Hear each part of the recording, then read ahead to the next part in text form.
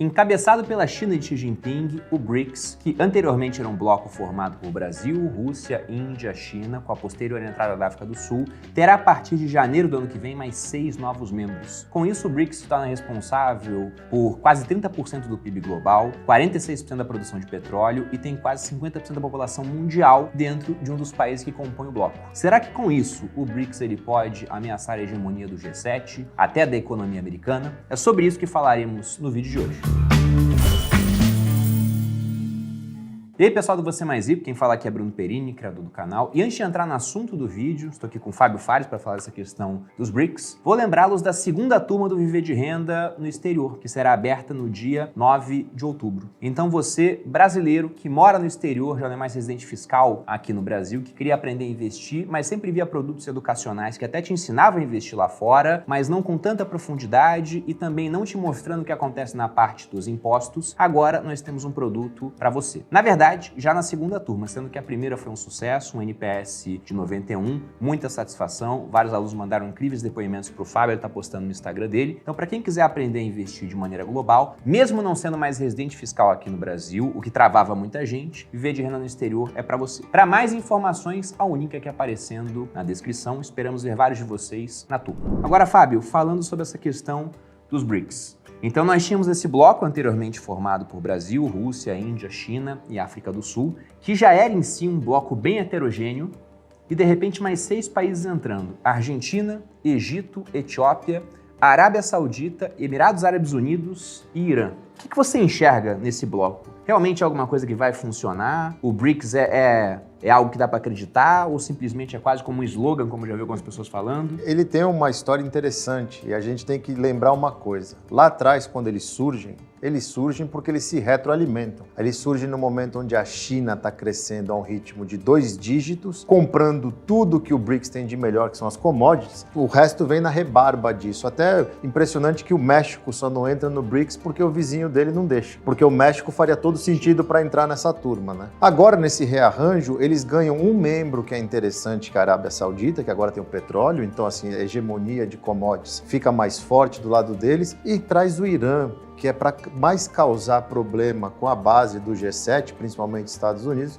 Eu não consigo ver o que o Irã agregaria de tão importante ali, a não ser nuclear, né? Aquelas coisas. Eu não vejo como sendo uma força que vá ameaçar a hegemonia do G7, mas ganha um pouco de poder para negociar algumas coisas. Por quê? Porque o BRICS, se eu não estou enganado, é responsável por quase que a metade da comida, a produção alimentar de comida, de commodities do mundo. E o pessoal precisa comer, né? Então, assim, tirando os Estados Unidos, que ele é mais autossuficiente, a Europa, por exemplo, vai ter que pisar em ovos nessa história toda. Agora, vamos lá, de novo, né? A última vez que eu vim aqui a gente estava falando sobre o dólar. Agora a gente está falando sobre o BRICS, que essas questões macros que aparecem são comuns. Tudo isso é baseado em confiança, porque na hora de medir força, o BRICS não chega nem perto da potência bélica americana, só por um dado desse. Os Estados Unidos hoje gasta em torno de 1 tri por ano em defesa, a China gasta 400 bilhões de dólares e o resto somado não vai dar quase que metade do que os Estados Unidos gastam. Então, poder de fogo não tem. Tem a parte nuclear com o Irã. Só que tem barganha para principalmente Europa, Oceania, que dependem de comida para negociar. Eu vejo como uma parte muito estratégica chinesa, e isso vai ser muito bem observado por Washington, pela Inglaterra, pelo pessoal da Europa. A China colocando o pé em alguns lugares da América do Sul agora cada vez mais forte, mas ao mesmo tempo eu vejo que ainda tem que pedir a bênção para os Estados Unidos, que comandam o G7, por um ponto importante: capital intelectual. As grandes mentes brasileiras,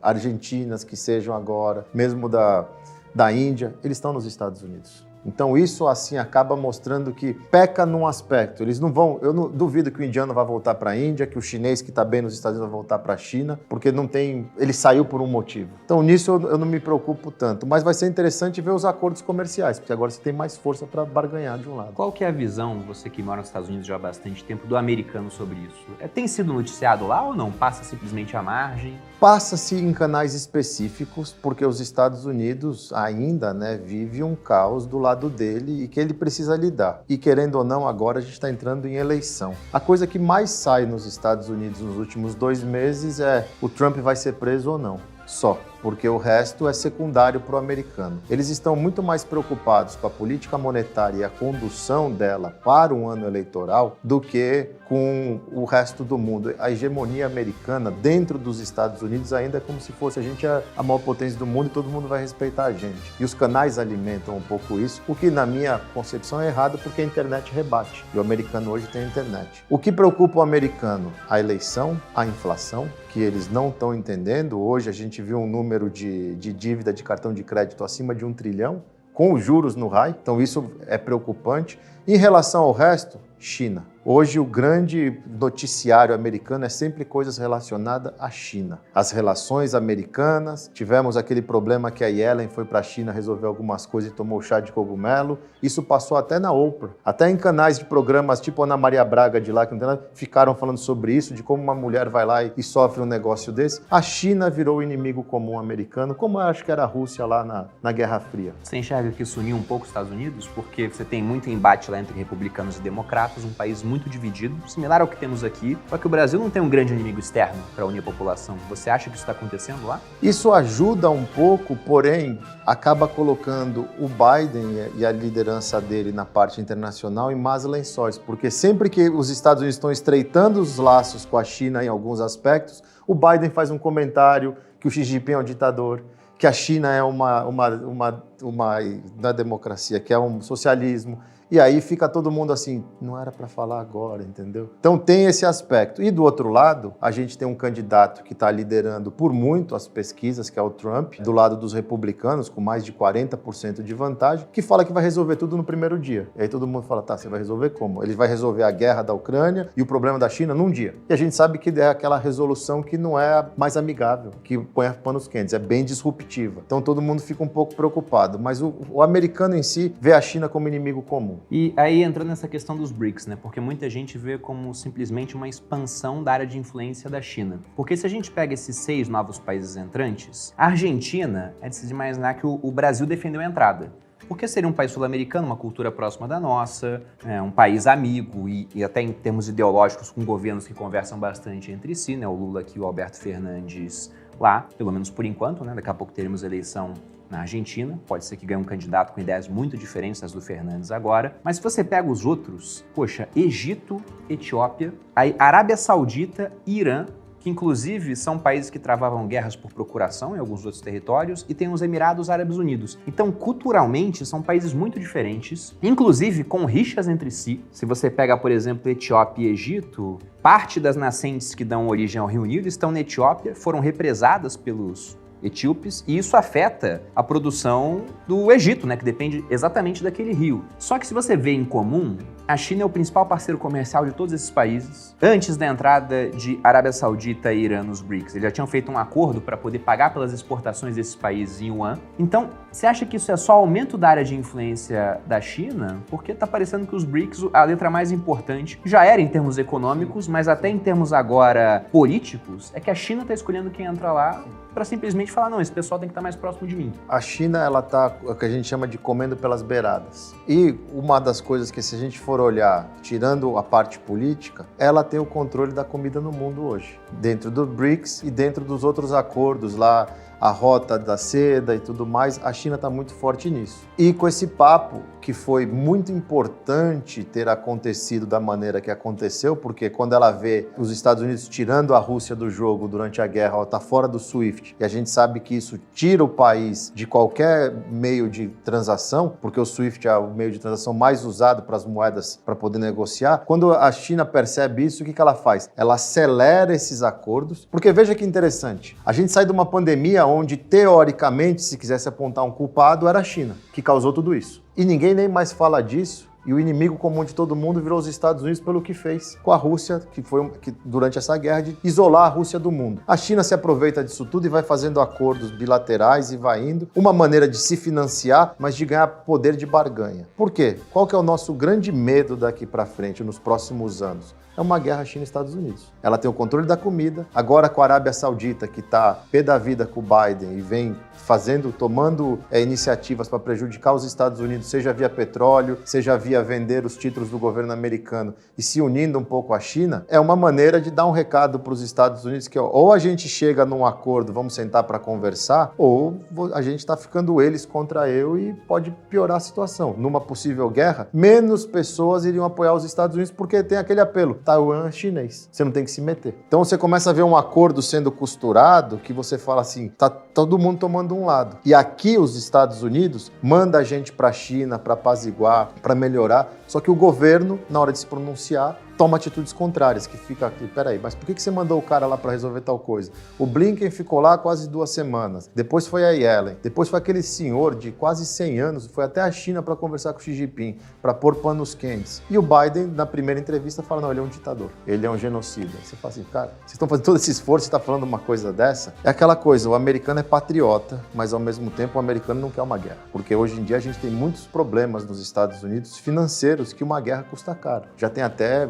muitas campanhas para cortar um pouco do orçamento de defesa, para não ter que cortar de saúde e educação. A eleição ano que vem vai ser decisiva para isso. Do mesmo jeito que, falando um pouco de BRICS, Bruno, eu acho que, por exemplo, a Argentina, se uma oposição ganha lá, o cara vai pular fora do BRICS no primeiro dia. Ele não vai querer apoiar isso, ele vai querer apoiar os Estados Unidos. Então a gente vê também que são arranjos que não são tão sólidos assim, tirando Brasil, Rússia, Índia e China. Esses estão lá desde, se eu não me engano, 2002, quando começou 2001. O resto, não sei. A África do Sul, ela entrou na festa, ficou lá acomodada, porque hoje a África do Sul não tem uma relevância, né? Ela não tem nada que você fale, não, ela é necessária, ela é uma... Não, ela tá ali. Ela tá lá fazendo o papel dela, mas também não vejo fidelidade que vá fazer alguma coisa. O grande problema é essa força que a China vem ganhando e vem cercando, tipo o jogo de War. No tabuleiro, a senhora já tem um monte de peça vermelha espalhada. Sim, esse é um ponto relevante. Se a gente pega, por exemplo, vou colocar aqui na tela algumas figuras, vejam aqui o canal de Suez, por onde passa mais ou menos 12% da economia mundial, é do Egito. Está entrando nos BRICS agora. Se você pega na entrada do Mar Vermelho, nós temos o Estreito de Hormuz, que fica na região da Etiópia. Lá nós temos 33% do petróleo mundial trafegando e mais ou menos 20% do transporte marítimo mundial. Então, também, a Etiópia agora está entrando nos BRICS. Será que até por conta disso, questões estratégicas? Porque em termos de PIB, não é um acréscimo tão grande. BRICS, sem esses 6 países, dá uns 26% do PIB global. Com 6 tem mais 3%.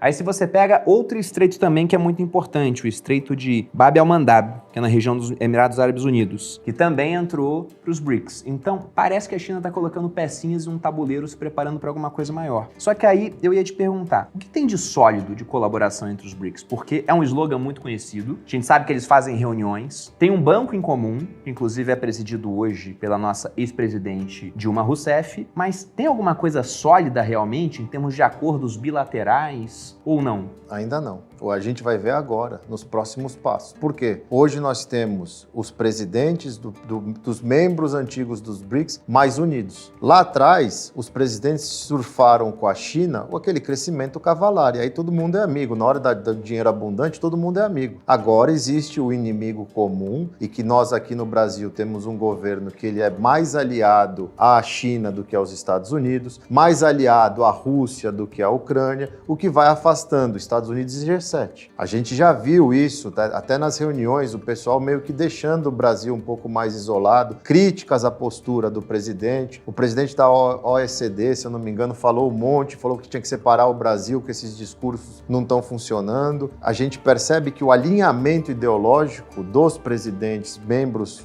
iniciais do BRICS, estão mais unidos. O próprio cara da Índia surpreendeu, que falou que a Índia vai mudar até de nome, uma coisa assim, saiu esses dias agora, que vai mudar. Você fica olhando e você fala assim, tá todo mundo indo meio pro lado mais centralizador, mais não quero chamar de ditador, mas um socialismo, uma coisa, tem um líder e tem um ideal. Isso se alinha com a China. Só que a China é aquilo que você falou, o que preocupa quando a gente olha um tabuleiro de War é que para vários lugares que tem que transitar, ela tá ganhando controle via os BRICS. Pô, fecha o canal de Suez, fecha um negócio ali. Se o petróleo dispara, o maior prejudicado é os Estados Unidos, que vendeu um monte de reserva que eles tinham lá para controlar o preço na crise, para não explodir a inflação, e não repôs. Então ele tá fragilizado. E tudo isso você começa a ver a China, você fala, cara, ele tá cercando o frango, e a hora que a pessoa vai perceber, não tem para onde o frango correr. Que é a Rota da Seda, é isso, todos os acordos que ele tem. Agora fechou uma base em Cuba, que ia pôr... O cara da Coreia do Norte está indo para a Rússia conversar sobre armamentos. Então, tudo isso você fala assim, é ruim para os Estados Unidos, é ruim para o G7, e são as duas regiões, Estados Unidos e Europa, que ainda estão com grandes problemas. A China tem um problema de uma economia que não cresce, mas é melhor uma economia que você precisa estimular para crescer do que uma economia que você precisa pausar a atividade para ela poder voltar ao normal. Isso dói mais. Você vai gerar desemprego, você vai gerar a falta de atividade, um monte de coisa. Lá na China, você começa a injetar dinheiro, uma hora acorda. É um problema diferente, menos pior, eu diria. Então, isso que preocupa um pouco.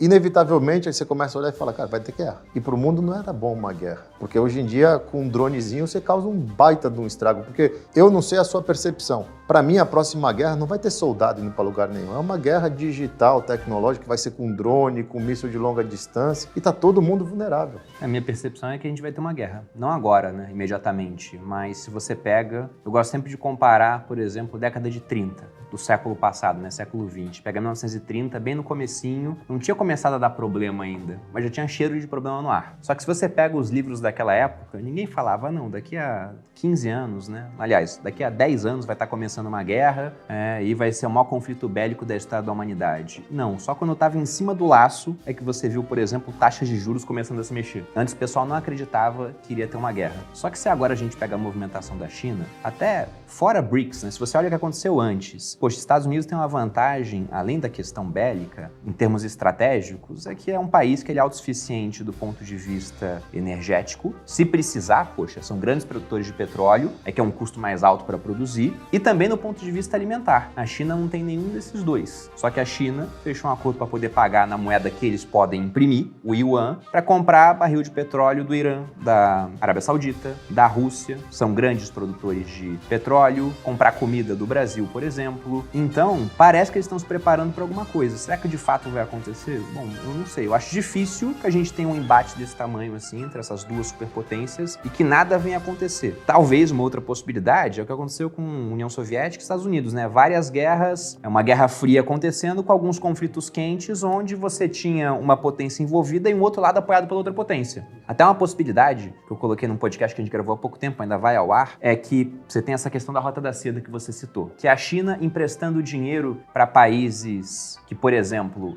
tem recursos, mas não tem infraestrutura, porque a China compra muita commodity de vários países, inclusive do Brasil. Aí vamos imaginar que o Brasil desse uma guinada ideológica e que essa guinada ideológica terminasse em menos comércio com a China, o que é muito difícil porque é o nosso principal parceiro comercial. Mas se isso acontecesse, a China seria obrigada a comprar de outros países por um preço muito mais alto. Agora, se ela chega lá num país africano que tem muito minério de ferro, mas não explora, porque não tem estrada e não tem porto para escoar a produção, e fala, olha, quer construir porto e estrada? Toma aqui o dinheiro, você contrata empresas chinesas, o dinheiro volta para a China, fica a dívida, a infraestrutura está pronta, e se não pagam a dívida, a China vai lá e toma aquilo. Pode ser que nesse tomar a infraestrutura, esse país, comandado por alguém nacionalista, falando, não quero chinês aqui não, entre em guerra e seja apoiado por americanos. Então tem várias hipóteses que pode acontecer, mas eu acho que tendências futuras levam a algum tipo de conflito bélico. E aí depende do quão futuro é isso, né? Sim. Porque hoje tem muita guerra que é mais nesse âmbito digital, né? Com, enfim, sanções menos pessoas comerciais envolvidas. Se a gente for pensar, a guerra comercial já é uma etapa de uma guerra que pode vir a se desenvolver. E aí já indo um pouco para a conjuntura de Brasil, como é que você enxerga a nossa posição frente a essa diluição do bloco? Porque antes se pegava os BRICS, o Brasil era uma economia muito relevante, ficava atrás de Índia e de China, mas tinha um certo poder político lá dentro. Essa entrada de novos países amplia nosso poder ou dissolve? Não amplia, mas mantém. O Brasil continua sendo o terceiro, às vezes o segundo nessa importância, tanto que o presidente do Banco dos BRICS é a ex-presidente. E é ela que decide um monte de coisa. E óbvio que ela escuta o padrinho dela. Tanto que agora eles vão financiar uma linha para a Argentina, em yuan, que o Brasil vai entrar, o Banco do Brasil vai entrar como garantidor disso. Então, assim, o Brasil continua forte porque o presidente do Brasil hoje é alinhado com os ideais dos BRICS. Isso muda a cada 4 anos. Isso vai mudar a cada 4 anos, como a Argentina muda provavelmente esse ano, depois da eleição, se a oposição, como dão nas pesquisas, ganhar. E a Índia pode ser o X da questão. Agora, o Brasil ele tem muita relevância para qualquer um dos lados pela nossa potência em commodities. porque a gente é o maior exportador de commodities do mundo. Então, assim, ninguém quer ficar em más lençóis com o Brasil. E o Brasil não deveria querer ficar em más lençóis com nenhum dos dois lados, porque a gente ganha dos dois lados. É que, nesse momento, o presidente brasileiro é mais alinhado com os chineses. Eu concordo 200% com você. Se você olhar friamente o tabuleiro, a gente vai ter uma guerra em algum momento. Que já acontece hoje em âmbito comercial, em âmbito de vetos, né? O governo americano anunciou uma série de vetos para o comércio com a China, agora nessa última semana. A China também anunciou vetos para coisas americanas. Quanto mais semicondutor for importante, o fato Taiwan vai ficando mais quente, porque não tem jeito, é lá. Lá tem tudo. E uma hora alguém vai fazer alguma coisa que o outro vai ficar bem bravo. E eu acho que isso não se resolve numa mesa discutindo. Tem o G20 agora. O Xi Jinping não vai. Não vai. E o Biden falou que está extremamente chateado que o Xi Jinping não vai. Então, assim, a gente já vê essas rupturas do tipo, não vou, não quero saber do G20, para mim não tem interesse.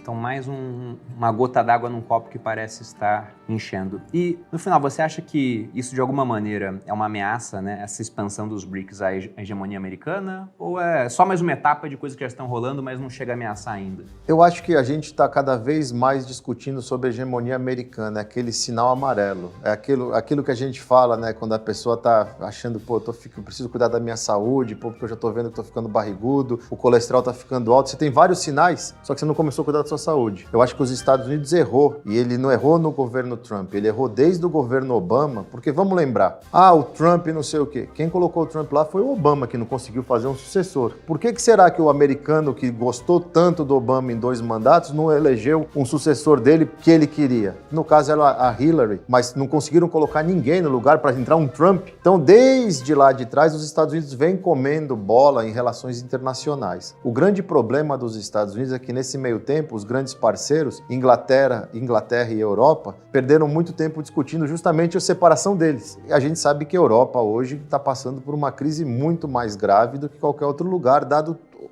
o problema macro que eles têm lá. Com isso, o resto foi ganhando força. Então, os Estados Unidos, nesse momento, precisava de alguém novo que chegasse revigorado para reaver tudo isso, pôr todo mundo para conversar e falar, vamos achar um meio do caminho, porque faz quanto tempo que a gente está falando da hegemonia americana ameaçada?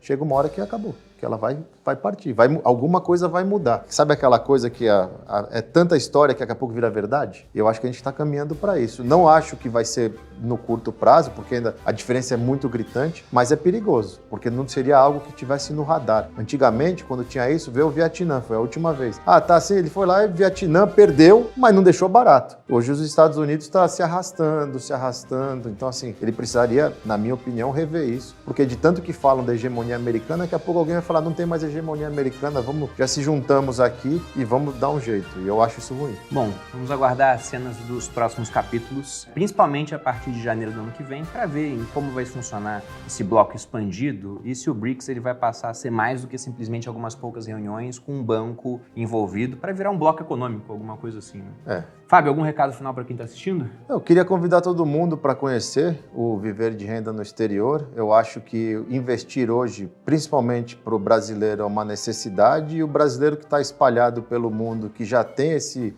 desbravamento, quero desbravar novos mundos, tem que entender que hoje o mundo tem inflação e juros reais positivos. Isso veio para ficar. Eu acho que a gente viu de 2008 para cá uma coisa que não vamos ver tão cedo voltar, que é juros zero e inflação baixa. E com isso o nosso dinheiro perde valor, o nosso suado dinheiro perde valor. Então, você que está espalhado pelo mundo, aqui na descrição tem o link, dá uma olhada. A gente atendeu 25 nações na primeira turma, todas saíram, como o Bruno falou, o NPS foi altíssimo. Eu fico muito satisfeito com o trabalho desenvolvido, com a confiança do Bruno e do grupo no meu trabalho, e convido você para conhecer, porque realmente a necessidade de se investir está cada vez mais à tona, mais importante. Então, não fique esperando, porque quando você espera, a inflação te morde. Eu diria que hoje em dia os prêmios para quem sabe lidar com dinheiro são muito grandes e as penalidades cada vez mais severas, né? Sobretudo num mundo que, por conta dessas questões geopolíticas, vai ter inflação mais alta. alta, porque uma coisa é uma inflação bem baixinha, porque todo mundo pega a produção feita na China, que atravessa meio mundo e chega aqui mais barato que se fosse produzido no sul do país. Outra coisa é ter que tirar a produção de lá, porque o pessoal enxerga que, poxa,